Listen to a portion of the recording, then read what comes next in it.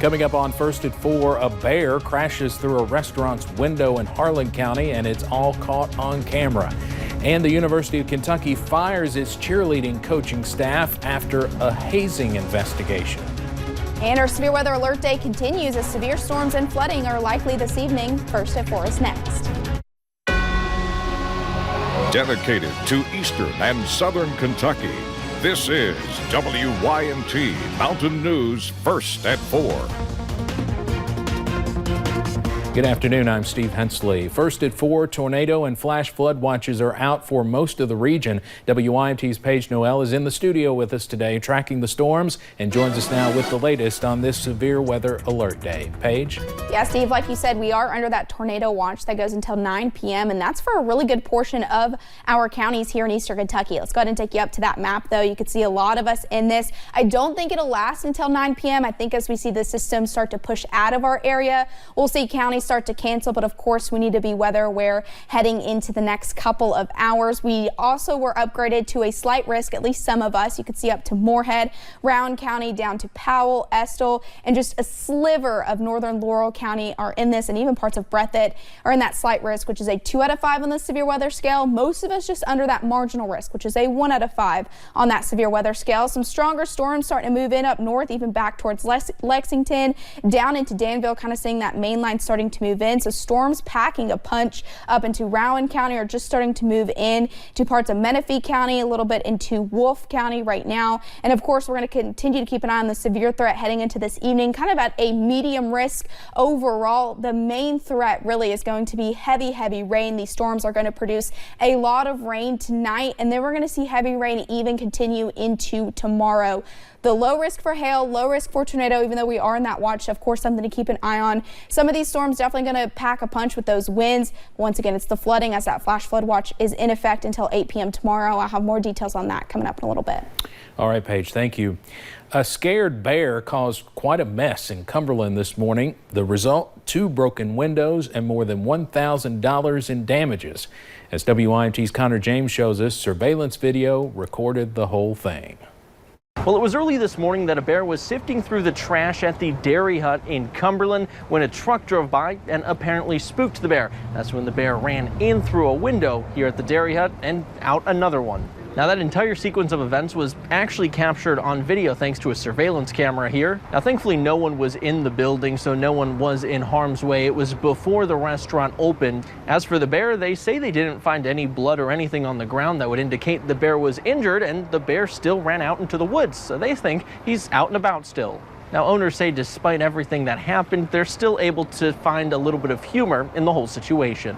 I had a customer come by, I can't remember exactly who told me, said you need to put a bear's butt on this window that they broke out, and then put a head on the one he went out, and put paw prints on the floor. And I just thought, well, that's a good idea. So I might consider that.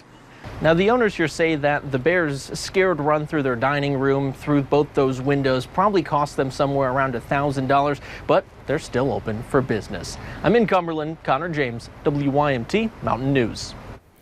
They say the woods directly behind and to the side of the business probably is why bears seem to rummage through their trash a little more.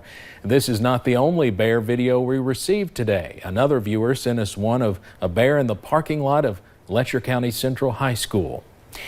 As U.S. COVID-19 deaths approach 90,000, a critical section of the nation's economic engine is returning to work today with new safety protocols in place. As the big 3 major automakers, Fiat Chrysler, GM, and Ford, reopen their plants today. At Ford, workers will be required to wear face shields and safety goggles, among other precautions. Workers had mixed reactions on reopening. It's like we storming the beach on Normandy. You know what I'm saying? We got to get back here, do what we got to do. The other half of the company is coming back on the 15th of June. Why can't we all come back on the 15th of June? As testing becomes more widely available, a new report by the Washington Post finds the number of people getting tested is falling far short of targets set by experts. As the coronavirus continues to spread, we are all facing new stresses, including physical and psychological health risks. With schools and businesses such as child therapists operating differently, children are particularly vulnerable. WINT's Lacey Roberts spoke with a child therapist on how continuous communication can help you and your child.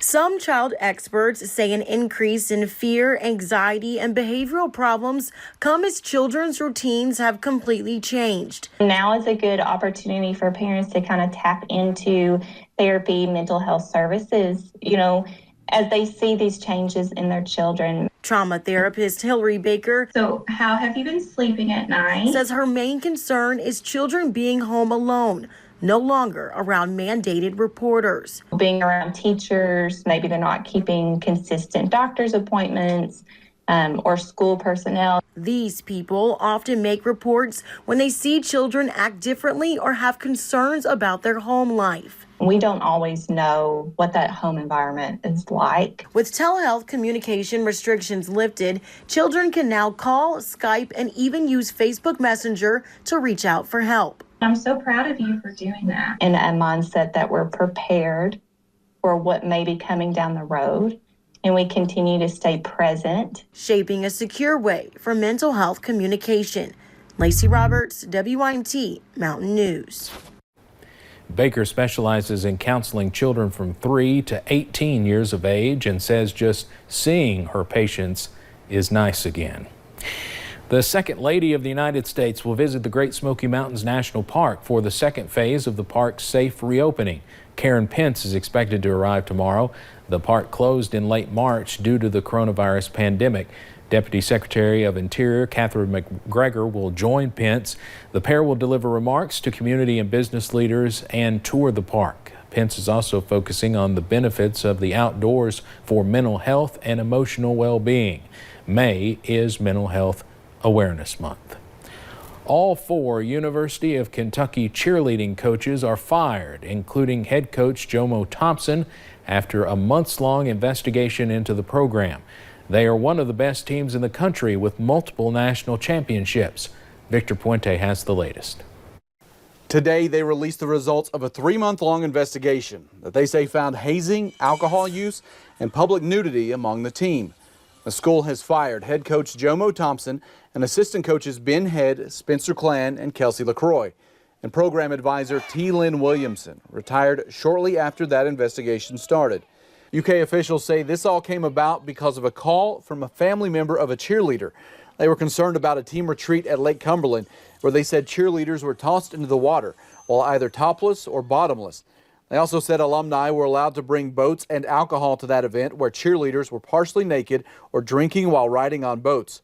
There were also issues during a cheerleading camp in Tennessee where they said lewd chants were performed and cheerleaders were told not to wear underwear. Investigators said they don't believe this was limited to 1 year. It's unclear how long inappropriate behavior has been part of the off-campus trips. However, we believe these activities were not confined to the past year and may have been tolerated for many years. While much is still unclear, given the conflicting accounts from dozens of participants interviewed, one thing is crystal clear. The blue and white squads have been operating under lax oversight for many years. After that report was released, there were numerous posts on social media by current and former cheerleaders supporting the coaching staff, saying this action wasn't right. Victor Puente reporting that investigation also said they found potential financial conflicts of interest for 2 members of the coaching staff who ran gymnastics businesses and employed members of the cheerleading squad, as well as that advisor who hired students and coaches. Kentucky State Police are investigating a possible child abduction in McCreary County. Police believe 30-year-old Brianna Giovannini took her son, 9-year-old Silas Fallon, despite not having custody of the boy. They were last seen leaving his home at 11:30 Sunday morning in a beige van. Silas Fallon is 4 feet 4 inches tall, weighs approximately 60 pounds, and has brown hair and brown eyes. Anyone with information is urged to contact KSB Post 11 at 606-878-6622. A police chase exceeding more than 80 miles an hour in Laurel County landed a Tennessee man behind bars last night. This is 28-year-old Wade Honeycutt of Johnson City, Tennessee. Deputies say Honeycutt was weaving on the road in his pickup truck. When they tried to pull him over, he stopped briefly before speeding off. During the pursuit, deputies say he ran other cars off the road. Deputies were finally able to stop Honeycutt, who they say smelled of alcohol. He told deputies he thought he was in Tennessee. Honeycutt is facing numerous charges. Investigators in West Virginia are trying to figure out what caused a fire that killed at least one person. It happened Saturday in Kanawha County. Fire crews found the body inside the home. The person who lived inside the home is still unaccounted for. The fire marshal's office is trying to determine what caused that fire. No other information has been released. There is a new piece of evidence into the Georgia shooting death of Ahmaud Arbery. Gregory McMichael and his son Travis were charged on May 7th with felony murder and aggravated assault. CBS News obtained a copy of a text message considered evidence in the case. Glenn County Police Officer Robert Rash texted homeowner Larry English in December. The officer instructs English to call Gregory McMichael if he found trespassers at his construction site. On the day Arbery was shot, surveillance video shows Arbery on the site, but English reported nothing stolen. His attorney says he never called the McMichaels. It suggested to me that the police department had in some way cloaked Greg McMichael with authority to act for them. CBS News did reach out to the Glenn County Police Department about the text message, but they have not heard back. The attorneys for Gregory McMichael defended their client, saying there is more to the story than what was seen on the video of the shooting. Coming up on First at 4, the coronavirus hit nursing homes particularly hard during the first stages of the pandemic. Could there have been more done? We'll find out next. And the flash flooding threat continues into your Tuesday. We'll break down that forecast next.